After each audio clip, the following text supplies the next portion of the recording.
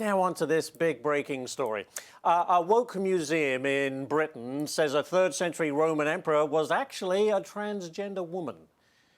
I'll just leave it there. No, I won't. John Levine from the New York Post joins me now. John, try and explain this one to me. I mean, recently we were told that men think about the Roman Empire at least once a day, but maybe not this. I was just telling your control room, it's great you had me on today because I actually majored in trans Roman Emperor studies at Berkeley. So I'm an expert in this subject.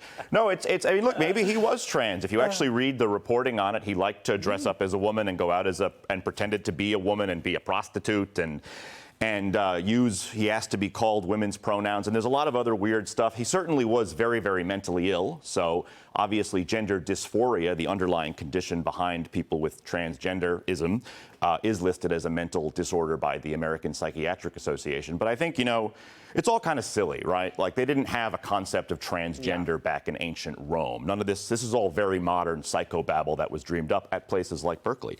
So it's like when you have these annoying relatives at Thanksgiving who are going to say, like, Jesus would have been a Democrat. It's like, it's just ridiculous stuff. You can't apply the stuff we talk about today to ancient times that didn't know about it, you know? It's absolutely classic. Well, how lucky are we that you happen to be an expert on this particular topic? Yeah, it was in between Hamas studies. I'm very happy that you're with us. Yeah. All right, let's move on, why don't we? Let's get to this. Target, going woke again, apparently. Well, take a look at this. They're selling an LGBTQ nutcracker. There's a joke in there somewhere. Also, a Pride Santa.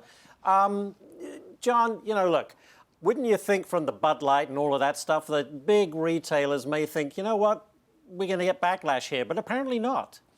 No, I was just about to say, you know, after Dylan Mulvaney and Bud Light, you'd think people would be a lot more careful. But, like, you know, this is not cute. This is not fun. This is an attempt to kind of overthrow everything that's good and traditional about the United States and our culture. And it won't stop with, you know, some trans pride Santa. It never does. You know, I quote that great new president of Argentina who says, you can't give the far left activists an inch because they will take a mile. And I would draw your attention to the debate in our country over statues, where they said, oh, it's just going to be Confederate statues.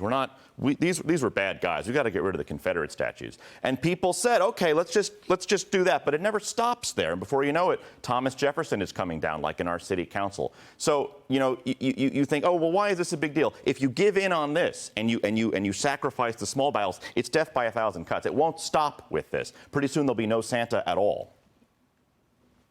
Well, and that's a good point. You know, there is political correctness, but when you take it to a point where everything gets changed around, including the rewriting of history, to your point, John, that's when it's gone too far. But people are too frightened to speak up for being given a label as a racist or God knows what else. And that's where we find ourselves today, right? You cannot give an inch. Have you ever read a classic tome? It's called If You Give a Mouse a Cookie.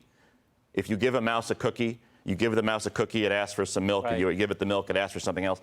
This is our politics, this is our culture now. You cannot give a single inch. They will take a mile. Every single line must be held. Yeah. And by the way, round your Thanksgiving table tomorrow, does your family get into politics? Are you comfortable with that, or is that a no? Is that a barred subject? We get into it. My family is full of some of the craziest people in the whole world, and God bless them, I love them. But yeah, we definitely get into it. Well, that's good. Then politics as well. I love it. Well, John, terrific stuff as always. I spoke to a good friend recently who said every Thanksgiving there's always one family member sitting in a car in the driveway crying. Right. That is tradition, my friend.